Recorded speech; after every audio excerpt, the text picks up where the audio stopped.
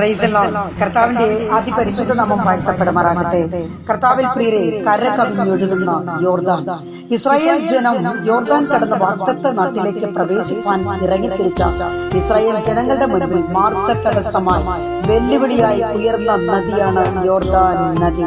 പ്രിയരെ, ഈ യോർദാൻ അവരുടെ ജീവിതത്തിൽ അവർക്കൊരു മാർഗതടസ്സമായി വന്നു എങ്കിലും അവരുടെ ജീവിതത്തിൽ അവർക്ക് ആ യോർദാനെ മറികടന്ന്, അതായത് യോർദാനെ രണ്ടായി വിഭാഗിക്കുവാൻ ഒരു സർവശക്തൻ ഉണ്ട്.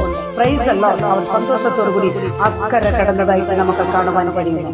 എന്നാൽ ഈ യോർദാൻ പിന്നെയും ഹല്ലേലൂയ ഒരു സൗഖ്യത്തിന്റെ സ്ഥലമായിട്ട് നമുക്ക് കാണുവാൻ കഴിയുന്നു. മാത്രമല്ല, ദൈവജനമേ, യോർദാൻ ദൈവത്തിന്റെ ആലോചന നിവർത്തിച്ച സ്ഥലം കൂടെയാണ്. മാത്രമല്ല, യോർദാൻ ഏലിയാവിനെ സ്വർഗത്തിലേക്ക് എടുത്തുകൊള്ളപ്പെട്ട സ്ഥലം കൂടിയാണെന്നുള്ളത് മറന്നു പോകരുത്.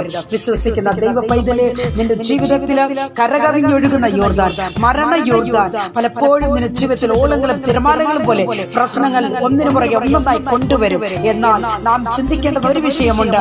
Praise the Lord. ഇവിടെ അല്ലെങ്കിൽ ദൈവത്തിന്റെ സാന്നിധ്യമുള്ള ഒരിടമാണ് എന്ന് നാം ചിന്തിക്കുക. പ്രിയമുള്ള ദൈവജനമേ, ദൈവത്തിന്റെ ആലോചന നിവർത്തിച്ച ഈ സ്ഥലമാണ് യോർദാൻ എന്നത്. ഹല്ലേലൂയ. നമ്മുടെ ജീവിതത്തിലോ എത്രയോ പ്രശ്നങ്ങൾ കടന്നു വരട്ടെ, സ്നേഹിത, നമ്മുടെ കർത്താവിനെ മുൻപിൽ കണ്ടുകൊണ്ട് പ്രാർത്ഥന എന്ന കവചം ധരിച്ചവരായി, പ്രൈസ് ദി ലോർഡ്, ഹല്ലേലൂയ, നമുക്ക് നേരായി ഏത് വെല്ലുവിളി തന്നെ വന്നാലും ഹല്ലേലൂയ അതിനെയൊക്കെ തരണം ചെയ്യുവാൻ ഒരു സ്വർഗീയ കൃപ നമുക്ക് ആവശ്യമാണ്.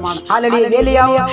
ഏലിയാവ് സ്വർഗത്തിലേക്ക് എടുത്തുകൊള്ളപ്പെടുന്നത് എലീശ കണ്ടപ്പോൾ തന്നെ, പ്രിയരെ, എന്താണ് എലീശയ്ക്ക് സംഭവിച്ചത്? ഇരട്ടി നന്മ, ആത്മാവിന് ഇരട്ടി പങ്ക് ലഭിക്കുവാൻ തക്കവണ്ണയിടയായി. ആകയാൽ കർത്താവിൽ പ്രിയരെ, നിങ്ങൾ കേട്ട വചനം നിങ്ങൾക്ക് അനുഗ്രഹമായി മാറട്ടെ. നമ്മുടെ ജീവിതത്തിൽ കർത്താവിന് മുഖ്യസ്ഥാനം കൊടുക്കുമ്പോൾ ഏറ്റവും വലിയ അനുഗ്രഹമായി മാറും എന്നത് ഞാൻ ഈ സമയം അറിയിക്കുന്നു. ദൈവമായ കർത്താവ് എല്ലാവരെയും അനുഗ്രഹിക്കുമാറാകട്ടെ.